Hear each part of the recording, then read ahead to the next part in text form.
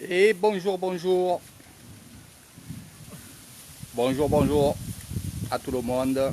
Donc je vais commencer ce petit live et le sujet est, euh, je vais vous dire et je vais vous apprendre surtout aussi comment se comporter quand on fait la première fois de la méditation, qu'est-ce qu'il ne faut pas faire, mais surtout ce que je vais dire, c'est toujours du positif, c'est ce qu'il faut faire.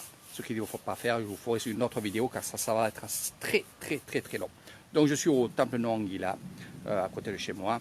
Je vais me mettre bien installé de ce côté-là. J'espère qu'il n'y aura pas trop de vent et pas trop de pluie, puisque la pluie elle tourne. Donc je vais vous dire un peu ce que moi j'ai appris, ce que je vois, euh, pour que ça soit un peu plus facile pour vous, parce que justement cette vidéo-là sert aussi à des amis qui sont jeunes, puisque la plus jeune qui m'a posé cette question-là a 25 ans. Et la question c'est, j'ai fait de la méditation, j'ai laissé tomber parce que c'était très dur pour moi, et maintenant je veux m'y remettre au bout d'un an. Bonjour Michael.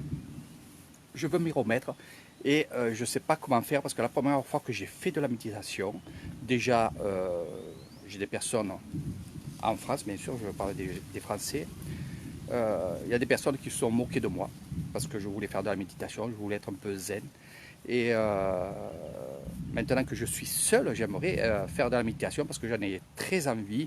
Mais qu'est-ce que je dois faire pour faire de la méditation, pour que je sois un peu plus à l'aise? Donc c'est vrai que avec le recul, moi, ça va aller plus vite parce que j'ai l'habitude maintenant de donner des cours de méditation aussi bien à des moines, des jeunes moines, et aussi aux gens qui viennent séjourner chez moi en Thaïlande. Donc, les conseils que je peux vous donner, ce ne soit que des conseils. Après, la pratique, bien entendu, ça c'est, si vous êtes seul, ça sera avec vous. Je vais mettre de ce côté pour pas que vous avez... voilà. Donc, les conseils que je vais vous donner, c'est des conseils simples. C'est déjà, c'est bien que vous ayez envie de faire de la méditation. C'est bien que vous ayez envie d'être un peu zen, d'être vraiment dans un autre mental. Et pour cela, je vais faire plaisir à mon ami Michael, c'est d'arrêter tout ce que vous voyez sur la télévision, des choses comme ça. C'est vrai que c'est pas un début. Mais bon, ça, c'est dans le système. Et on va parler d'autre chose. Donc, la méditation. Qu'est-ce que c'est la méditation ici en Thaïlande? C'est une concentration qui sert, à se repomper, qui sert aussi, et ça c'est dans un autre sujet, à être dans le cosmos avec un autre monde aussi, il faut le savoir. Euh, les moines guérisseurs, les prêtresses, des trucs comme ça, donc ils font de la méditation pour aller voir un peu ce qui se passe en dehors. Voilà, dehors de la vie. Donc, allez, on passe directement méditation, méditation, concentration, relaxation, un monde fantastique que je pratique. Et c'est vrai que ça a été très dur au départ parce que mal de jambes, mal sous les fesses, les fourmis, j'étais vraiment pas habitué à ça. Donc la chance que j'ai eue, c'est de vivre ici en Thaïlande et de suite avoir pris la décision de rentrer dans un temple et de rester un mois dans un temple. Donc ça a été vraiment quelque chose de fantastique et ça m'a beaucoup aidé. Mais on va parler pour des gens qui attaquent de suite la méditation maintenant, comme mon ami que je viens de citer aussi. Donc le conseil que je te donne au tout départ de la méditation, c'est d'aller marcher. Et oui, marcher seul ou seul, dans un endroit que vous aimez. Le mieux, c'est en forêt, au bord de l'eau, au bord d'une plage aussi. Si elle est déserte, s'il y a du monde, c'est pas trop agréable, surtout pour le début. Mais sinon, c'est de marcher. Pour quelle raison? C'est que la marche vous incite à respirer et à respirer profondément. Donc la première chose qu'il faut faire, c'est justement ça, c'est la respiration. Ici, pour apprendre à respirer dans la méditation, on va dire tout trop. Pu, on prend de l'air. To, on dégage l'air. Donc je prends des termes un peu comme ça parce que y a beaucoup de jeunes qui regardent mes vidéos. Je ne vais pas rentrer dans les détails, les mots spécifiques. Et si là, je ne suis pas un docteur, je suis quelqu'un qui va droit au but. Et ça marche très très bien parce que les gens qui viennent ici, ils apprennent très vite. Donc, pour trop, là aussi je vous ferai une autre vidéo. Là c'est juste un briefing, ce que je vais faire. Donc, allez marcher. Marchez doucement, tranquillement, sans que votre cœur batte à 50 km/h. Donc doucement, tranquillement. La plupart des gens qui me disent je veux faire de la méditation, je veux tout vider de moi. Vous n'y arriverez pas dès le début. Vous n'y arriverez pas. Ça c'est certain. Et pour tout vider là-dedans, il faut de la pratique, de la pratique. Donc vous n'y arriverez pas rapidement, il faut pratiquer. Si vous ne pratiquez pas la méditation, on va dire 5 à 10 minutes par jour, ou alors tous les 2 jours au tout départ, vous n'y arriverez pas à atteindre, on va dire, une tranquillité, une zenneté, comme vous l'imaginez et que vous voulez arriver. Donc, marchez doucement, tranquillement. Pensez nos problèmes, mais surtout, pensez à respirer aussi tranquillement avec Puto. Ça peut vous aider. Et c'est vrai que la plupart des gens qui sont venus ici m'ont dit, Eric, c'est vrai que ça nous a aidés. Après, quand vous faites de la méditation, vous pensez toujours à vous mettre assise ou assis. Donc oui, on fait de la méditation, on va dire, en marchant. On va faire de la méditation assise. On va faire de la méditation debout. Et on va faire de la méditation allongée sur un flanc, sur le côté. Donc voilà, c'est pas que assise. Voilà. Et parce que beaucoup de gens croient que la méditation, il faut être assis et penser à rien et s'évader. Non, il y en a qui ne pourront pas se mettre assis et c'est bien de marcher, c'est bien aussi de s'allonger. Donc vous pouvez aussi faire de la méditation sur une chaise.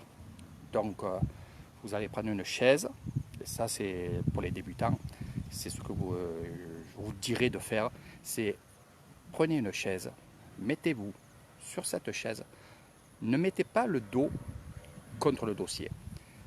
Avancez-vous, que votre colonne vertébrale, c'est vous qui la tenez, non pas la chaise. Ça, pensez-y. Pensez-y quand vous faites de la méditation. Il ne faut pas que vous soyez calé comme dans un canapé. Non, il ne faut pas le faire. C'est pour la respiration. Bien d'être droit, d'avoir une position, surtout avec le menton, ça on me le dit toujours, et c'est ce qui regarde en premier les moines, c'est le menton, de baisser un peu le menton pour que l'œsophage soit bien aéré et que vous puissiez être à l'aise. Le principal, c'est justement, je viens de le dire, c'est d'être à l'aise quand on attaque de la méditation.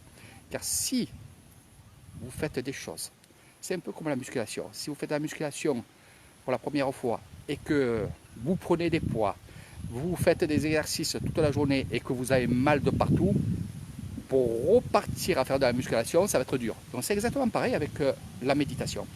Si au tout départ, vous dites ah, je ne suis pas arrivé à vider mon esprit, j'ai mal au dos, j'ai des fourmis dans les cuisses, vous allez vous écœurer. Donc à vous, en premier temps, de vous exercer. Mettez-vous assise 2 minutes, 3 minutes, 4 minutes, sans méditer. Mettez-vous assise. Si vous voyez que vous donnez quelques minutes, 5-10 minutes, c'est très bien. Et vous faites ça, c'est des exercices. Il faut faire des exercices. Ici en Thaïlande, depuis bébé, depuis petit, ils sont assis. Et je vois même les grands-mères de 60, 65 ans, 70 ans, ils sont toujours assises. Ils n'ont ni mal aux cuisses ni rien. Ils sont habitués, ils naissent comme ça. Et je crois que même leurs hanches sont différentes de nous parce qu'ils sont tout le temps assis. Donc, bien se tenir assis. Mettez un coussin plat, pas trop. Il faut que ça fasse à peu près, je vous montrerai quand je serai au temple, il faut que ça fasse à peu près 5-6 cm, pas plus. Il ne faut pas que ça soit un gros coussin et que vous ayez les jambes qui tombent, parce que sinon, avec le sang et tout, ça ne sera pas bon. Donc la circulation du sang. Qui dit circulation du sang, on dit aussi oxygène. Donc c'est pour ça. Donc, essayez assis. Essayez allongé sur le côté, avec un petit coussin et la main comme ceci. Donc les postures, je vous les montrerai un autre jour. Là, c'est juste comme un petit briefing pour répondre un peu au groupe bouddhiste qui me pose plein de questions. Donc sur le côté. Sinon, marchez, marchez, comme je fais. J'allais bailler. Alors, on va marcher et en même temps, je vais vous expliquer un peu tout ça, comme ça vous verrez un peu toutes ces choses. Marcher, c'est très bon. C'est ce que je fais en premier avec ceux qui viennent ici.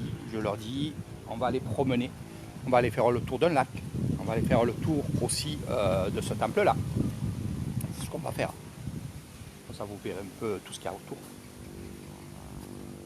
Marchez doucement, décomposez votre marche par respiration.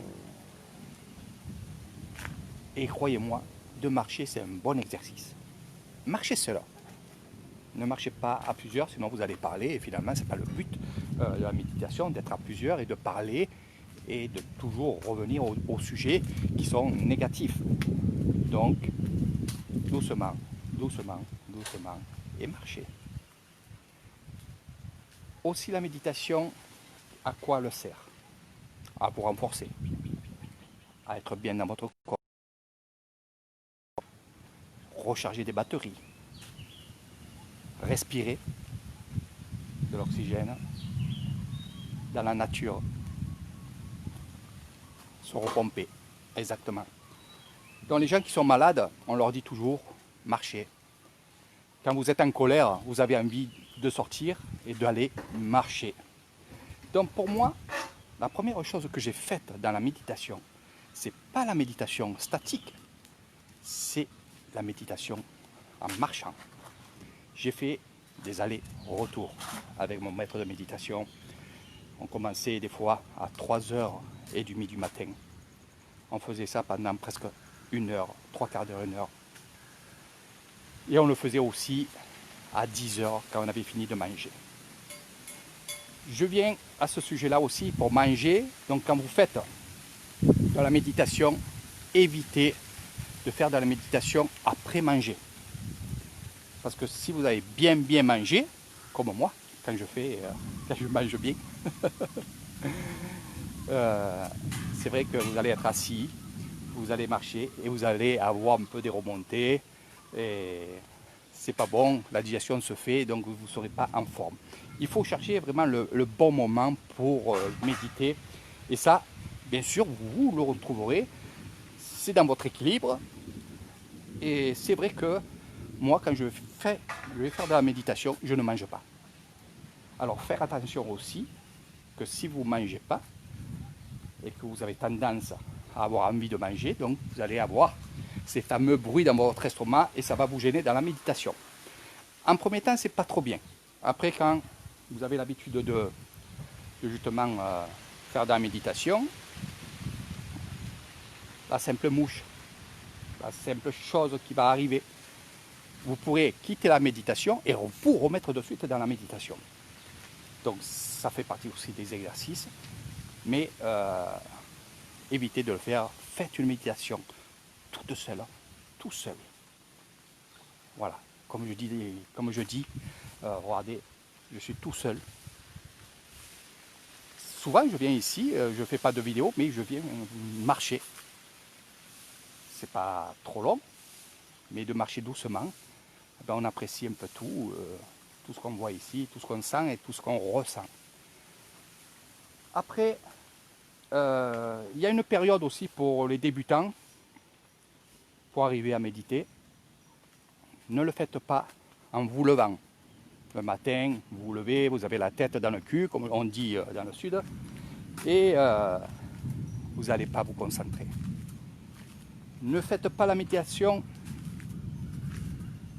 le soir, avant d'aller vous coucher, parce que vous avez passé une journée assez dur, parce que vous travaillez, vous avez des enfants à vous occuper. Donc, la seule chose que vous avez envie, c'est justement d'aller dormir. Donc là, vous ne serez pas concentré. Vous allez me dire, Eric, tu parles souvent que tu médites le soir.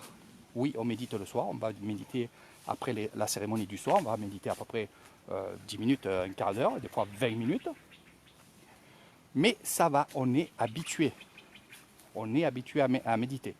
Là, je parle vraiment pour les gens qui veulent méditer et qui veulent surtout pas s'écœurer. Donc, donc, à la limite, ce que je peux vous dire, c'est vous allez avoir un créneau pour vous les débutants où vous serez bien. Voilà. Après, ça peut être le matin. Il y en a qui se lèvent le matin, comme moi, et on n'a pas la tête dans le cul. J'ai jamais eu ça. Et c'est vrai que finalement, le matin, ça me convient aussi. Là, il est à peu près pas loin des 17 h. C'est là où j'aime le plus. Entre 16 h et 17 h, avec, entendez, la nature. Voilà. C'est vrai que j'aime bien là. Donc voilà un petit peu, on a fait un peu le tour. Qu'est-ce que c'est la méditation? La simple méditation pour vous. Après, je vais vous dire une chose, c'est que ici, la méditation se fait beaucoup dans les écoles. Vous avez vu sur mon Facebook où il y avait pas mal de photos où on faisait de la méditation, où on fait toujours de la méditation dans les écoles. Donc ça, on en fait tous les jours. Tous les jours, il y a la méditation. Ça permet aux élèves, une fois qu'ils ont fait des tâches dans leurs écoles, dans la cour, de les recadrer en leur disant Nan Samati. Nan Samati, ça veut dire concentrez-vous, car je vais parler. Donc la méditation, c'est aussi ça. Dans les écoles, c'est se mettre en méditation du temps que le professeur ou le professeur principal ou le directeur parle de ce qui va arriver dans les jours qui vont suivre et le programme de l'école. Donc ça se fait tout le temps, même dans les classes. Il y a aussi des choses où j'adore. Ça aussi, ça fait partie aussi de la méditation. C'est que les écoles, des classes vont aller dans les temples, dormir de nuit et rester 3 jours là-bas pour faire des exercices de méditation. La première fois que j'ai vu ça, je me suis vraiment régalé. Vraiment régalé. Parce que c'était des choses que je ne connaissais pas. J'avais jamais vu ça dans des vidéos. Jamais vu ça à la télévision. J'en avais entendu parler. Comme ça, c'est vrai que c'était extraordinaire. Donc des exercices de méditation où les moines sont là, qui font professeurs, parce qu'il y a vraiment des professeurs de méditation, j'en connais quelques-uns qui sont en amis sur Facebook avec moi, où ils me donnent des conseils, puis des fois ils me disent de venir dans leur temple pour faire de la méditation. Ils savent la méditation que je fais moi, c'est vrai que c'est un peu plus différent que ceux qui font eux, il y en a quelques-uns qui font de la méditation dans les gestes décomposés en marchant. Quand je dis décomposé, ça veut dire qu'on va marcher sur 3 temps, on va marcher sur 4 temps, on va marcher sur 5 temps et 6 temps. Donc on va décomposer le pied de temps en temps sur ça. Voilà. Donc il y a plein de choses comme ça dans la méditation que je pratique. C'est vrai qu'elle est assez dure, mais j'adore ça. Et pour moi, c'est pas dur. Pas dur du tout parce que justement j'aime ça. Et je suis là pour apprendre. Je serai toujours un apprenti. Ce que je peux vous dire aussi sur ça, sur l'apprentissage, parce qu'il y en a beaucoup qui me disent Eric, j'aimerais être apprenti. Donc un apprenti, du moment que vous attaquez, vous allez apprendre jusqu'à votre mort. Vous allez, si vous le souhaitez bien sûr, comme moi jusqu'à ma mort, je vais apprendre. Jusqu'à ma mort, je vais apprendre tout ce qu'il y a là, ce que je fais avec les moines, avec les guérisseurs, avec beaucoup d'autres choses. Et je serai toujours un apprenti. Voilà. Donc on est apprenti et on y est. Après, une autre question qui me revient, qui me disent, je veux être bouddhiste. Qu'est-ce que je dois faire? c'est une question assez simple et que les gens, ils n'arrivent pas justement à répondre à cette question-là. C'est si vous avez envie d'être bouddhiste, c'est que vous êtes bouddhiste.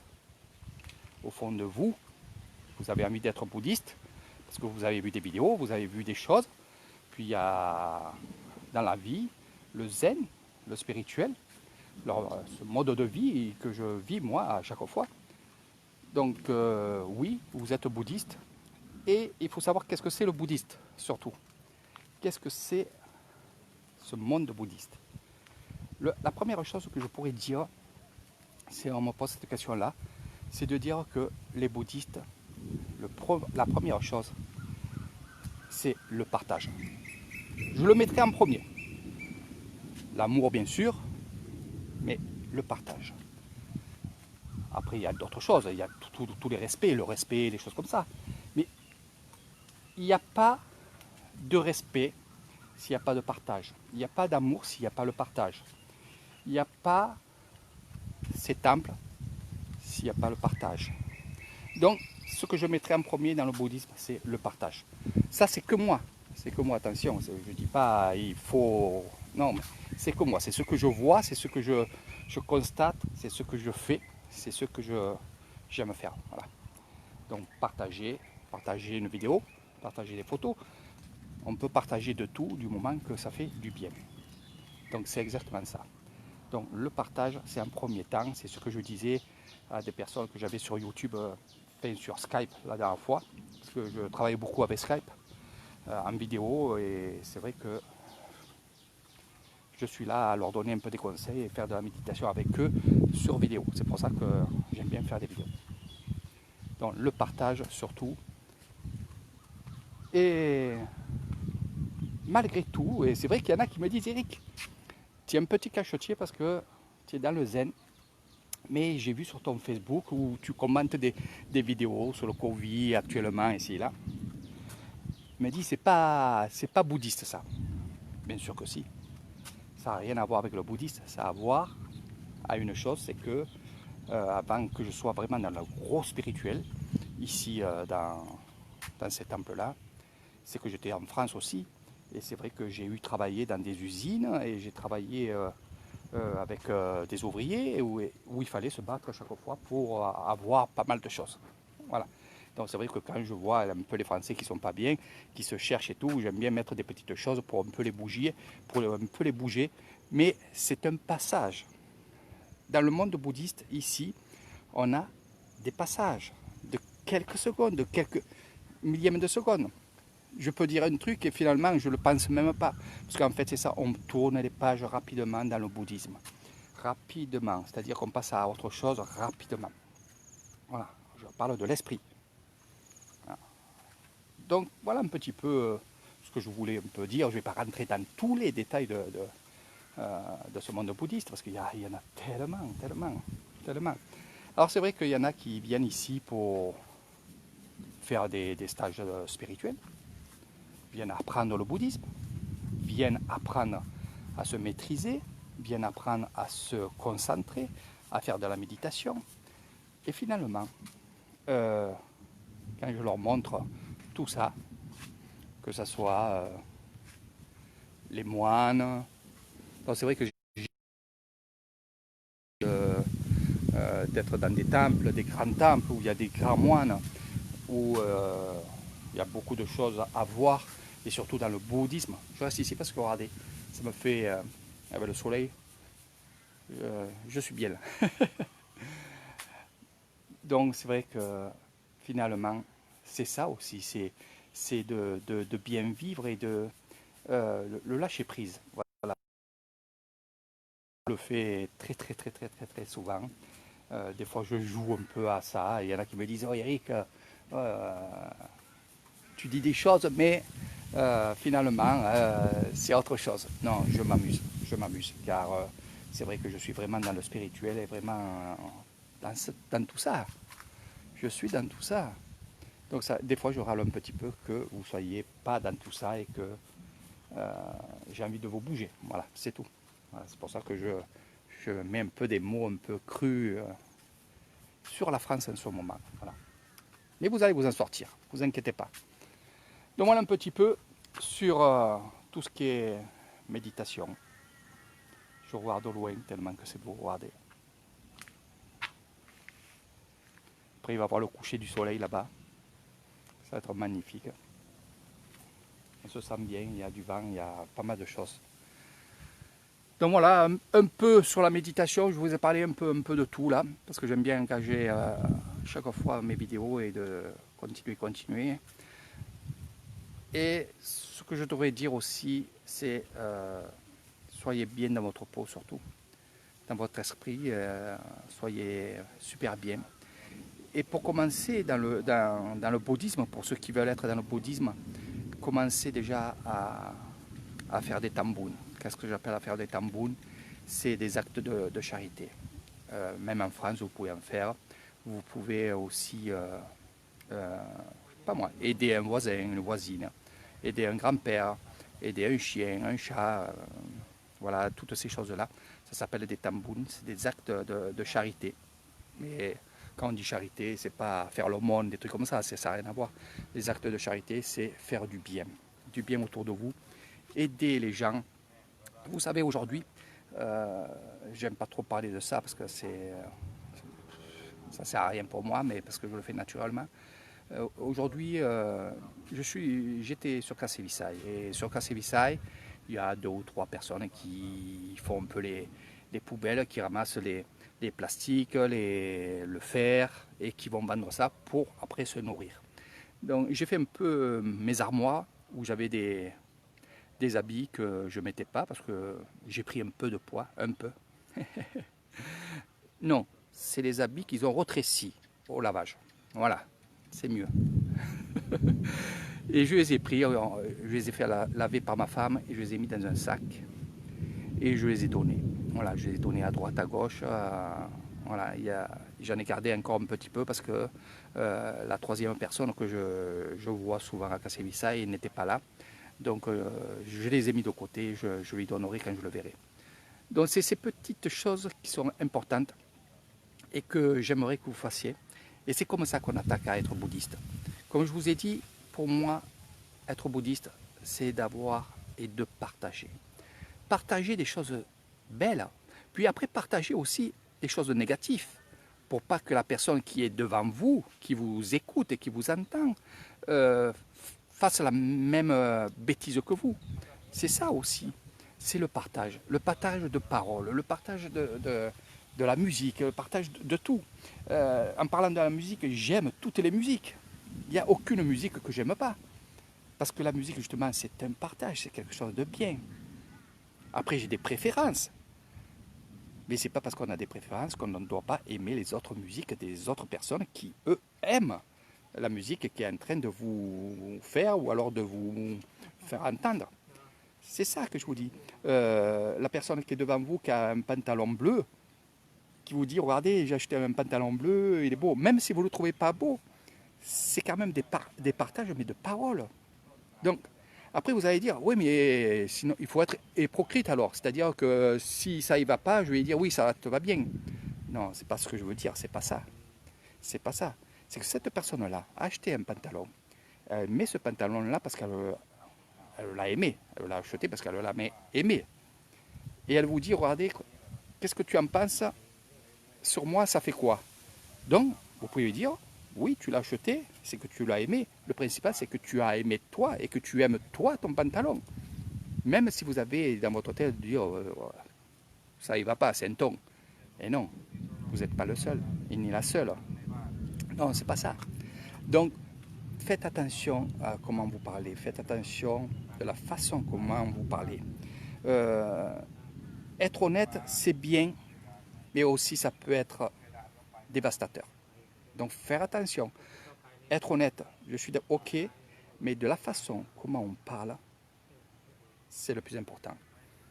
Et oui, et oui. Donc faire attention.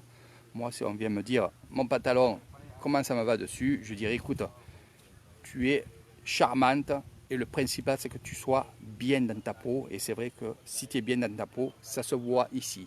C'est pas un pantalon ou un tricot qui va faire... voilà. La personne, on la voit, c'est son visage, c'est ses yeux. Regardez bien les yeux. Moi, ce que je regarde en premier, c'est les yeux et le visage. Voilà, c'est ce que je regarde en premier chez les gens et voir s'ils sont bien, pas bien. C'est le haut, c'est ni son pantalon, ni ses chaussures qui valent des fois 250 €. C'est pour ça que je vous dis, les habits, tout ça, non. C'est pas parce qu'il y a un pantalon ou des chaussures à 250 € que c'est les plus beaux, les plus belles. Voilà. Mais je ne le dis pas, c'est leur façon de vivre, pas la mienne. Mais faire attention comment on parle. Donc, et c'est ce qui font les moines. C'est ce que j'apprends avec les moines, c'est la façon comment ils se comportent avec les adeptes. C'est pas un adepte qui vient tous les jours. Il y a des moines que j'ai vus, ils ont beaucoup d'adeptes qui viennent tous les matins. Beaucoup d'adeptes qui viennent consulter le moine du matin au soir. Je le vois, j'y suis, je suis avec eux, je fais des cérémonies avec eux. Donc je vois et j'apprends. Après, ce sera mes derniers mots, parce que je ne sais pas combien ça dure là, cette vidéo. Mais pour apprendre le bouddhisme, moi ce que j'ai fait, et je crois que chaque fois que j'en parle avec des moines, ils me disent Eric, tu as bien fait. C'est comme ça qu'il faut faire. Malgré que je ne connaissais pas le thaïlandais, que je ne connaissais pas le bouddhisme, ce que j'ai fait, c'est que je me suis assis en silence. Je regardais, j'écoutais, et c'est comme ça que j'ai appris. Et c'est comme ça qu'il faut apprendre. Dans le monde bouddhiste, essayez d'apprendre tranquillement, assis, à regarder. C'est pour ça que je faisais beaucoup de vidéos, et je fais beaucoup de vidéos, vous en aurez beaucoup après quand les fêtes reviendront. Mais regardez mes vidéos, c'est vrai que je parle pour que ça soit plus facile pour vous, mais un conseil, éteignez le son et regardez que les images. Et après, remettez le son, et ainsi de suite. Et là, vous apprendrez très très vite. Voilà. Donc l'apprentissage du bouddhisme, c'est toute votre vie. C'est pas un mois, 2 mois, 1 an, 2 ans, 15 ans. Il ne faut pas dire j'ai été pendant 10 ans dans le bouddhisme. Non, ça ne sert à rien de parler comme ça. Vous êtes dans le bouddhisme, c'est tout. Dans ce mode de vie de zen. Voilà. Que vous avez envie. Après, on peut être zen, un peu moins zen, pas du tout zen. Parce qu'il ne faut pas croire. Moi j'ai ce caractère-là d'être tranquille, zen, vraiment, vraiment tranquille. Mais il y a des gens qui sont bouddhistes en Thaïlande et que il suffit d'une étincelle, puis voilà, ça part en flèche. Donc c'est pour ça que le bouddhisme, c'est pas que du zen, c'est un tout. Et je dirais, même ces gens-là qui sont bouddhistes, parce qu'ils sont thaïlandais, qui sont issus dans les villages que je connais, filles ou garçons, hein, c'est pareil, eh bien, ces gens-là, même si après avoir bu, ou même naturellement, ils sont un peu rudes dans leur façon de vivre, ils partageront quand même. Ça, je l'ai vu. Ils partageront. Souvent, j'ai vu des gens qui avaient bu, qui m'appelaient parce que je passais là pour faire une excursion. Donc, j'allais les voir. Bon, après, selon avec qui j'étais, non, je ne vais pas les voir. Je vais toujours faire un signe, un bonjour, et voilà, des mots qu'ils aiment bien entendre. Mais je me suis, au tout début, j'y allais. J'y allais, et même qu'ils avaient bu, ils donnaient à manger, ils donnaient à boire, ils partageaient. Même les alcooliques, ils partageaient. Voilà, c'est pour ça. Et je veux dire, ça soit mes derniers mots. Je vous ai parlé que je donnais des habits à des personnes. Je n'ai pas donné que des habits, j'ai donné à manger, j'ai donné quelques pièces aussi pour qu'ils puissent manger. Ça, je le fais souvent, ça fait des années que je le fais. Et vous savez, quand je vois que je donne quelque chose et que ses yeux me regardent et qu'il me dit merci, c'est tout. Voilà. C'est des êtres humains, c'est des gens que j'apprécie aussi. Et je suis certain que ces gens-là, je vais chez eux, ou on va chez eux, je suis certain que le peu qu'ils ont, ils nous le donneraient. Même s'ils font les poubelles, même s'ils font ça, ils nous le donneront. Et j'ai senti dans ces 3 personnes, pas d'agressivité, pas de méchanceté, pas de jalousie, pas rien, Rien du tout. Rien du tout. C'est ce qui me fait dire que finalement, peut-être c'est souvent eux qui sont le plus heureux. Voilà. Ils font leur petit business, ils font le tour de Kassavissa, ils font le tour aussi, ils longent, on va dire, les routes pour trouver des bouteilles qu'on jette. Pas moi, mais il y a beaucoup de gens qui font ça, qui jettent des bouteilles en verre, des bouteilles en plastique au bord des routes, parce que justement, on sait, du moins ils savent, que tous les jours, il y a des mamets que j'ai vus. Et un jour, je vous ferai une vidéo des mamets, ces gens-là, qui sont avec des petites trottinettes, comme je les appelle, qui font les va-et-vient et qui ramassent justement le plastique, les bouteilles en plastique et les bouteilles de verre pour aller vendre, pour aller chercher à manger et vivre. Voilà. Donc voilà un petit peu cette grande vidéo, ce grand live que j'aime bien faire à chaque fois. J'aime bien très très souvent faire des lives comme ça. Donc c'était le sujet sur la méditation. J'ai parlé au tout début de la méditation, après on enchaîne sur pas mal d'autres choses. Mais à la fin, c'est quoi? C'est toujours le zen. Je suis heureux ici, je vais vous montrer un petit peu regarder le coucher du soleil avec la pluie qui tourne, je me régale, je me régale. Voilà, j'aimerais tant que beaucoup de gens viennent ici pour découvrir ça.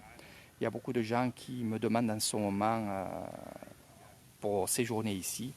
Donc faites attention, une fois que j'espère que ça va redémarrer, il y aura beaucoup de gens qui vont venir ici. Donc préparez-vous votre séjour car il y aura vraiment beaucoup de monde qui veulent venir dans le zen.